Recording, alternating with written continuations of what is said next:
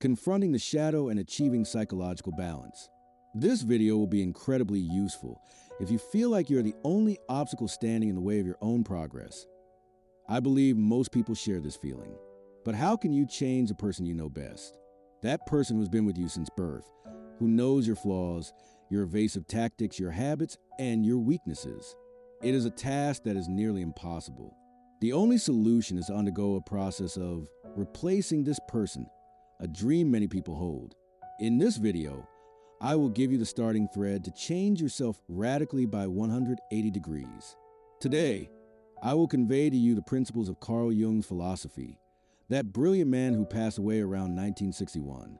For about 5 years now, a new generation has become interested in his philosophy and his method of psychoanalysis, re-articulating it once again. As usual, we are a bit late, perhaps because the growth of global consciousness has led people to seek deeper knowledge. It is worth noting that Jung authored a massive book before his death called the Red Book. He refused to publish it during his lifetime, fearing that people would either misunderstand it or elevate him to the status of a prophet. Consequently, it was published posthumously. Here, I will talk about his work prior to the Red Book, as it is a perspective truly capable of changing your life. Components of the human psyche, according to Jung. Look at this illustration. Despite its complexity, I will explain it gradually. We will start from the outside in to keep things simple.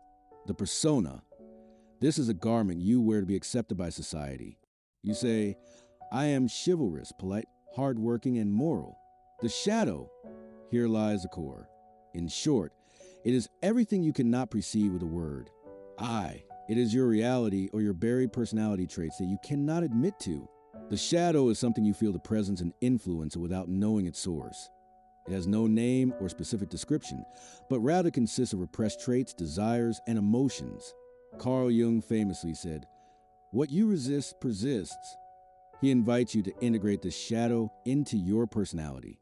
You might ask, why should I bring out the evil side of me? I am in control of it now. The truth is, you aren't in control. You're paralyzed by an internal conflict between the shadow and the persona.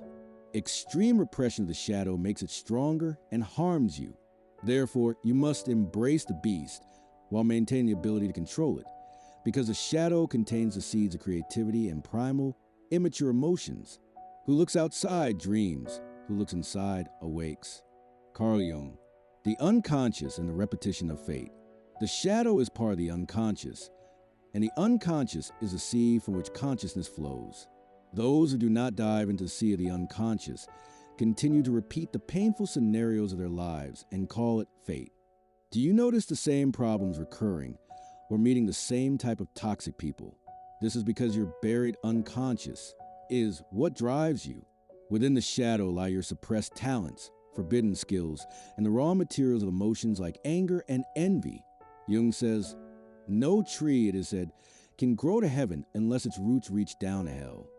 Example, a nosy person possessing raw, immature emotions can, if their emotions mature, transform that nosiness into a passion for knowledge and exploration, which alone could entirely change their career path.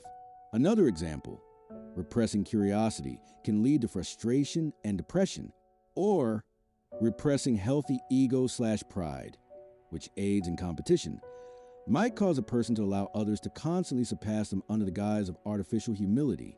The ego. In the intersection between the shadow and the persona, we find the ego. This is the conscious part responsible for making executive decisions and organizing thoughts.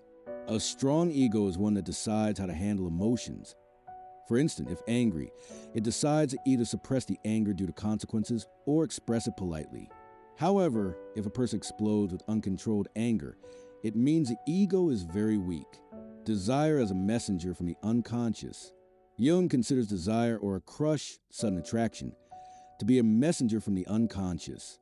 When you are compulsively attracted to someone, it is because your unconscious saw something familiar in them or a deficiency it is trying to complete to soothe an old pain from childhood. We do not gravitate toward people in vain. We are drawn to what heals or vindicates our internal wounds. How does the shadow manifest in our lives? Projection. Your intense hatred for a trait in another person, who isn't actually harming you, is often a hatred for a trait within yourself that you are trying to repress. Bullying. Some may bully others for their weaknesses because they fear showing their own. Unjustified anger. Outbursts of rage, a constant sense of shame, and self-flagellation are all signs of a dysfunction in dealing with the shadow. The solution, from the unconscious to consciousness. The solution begins with observation, not prohibition. Ask yourself, why am I feeling this right now? When does this compulsive desire strike me? What am I trying to escape from? Self-curiosity is the key to the solution.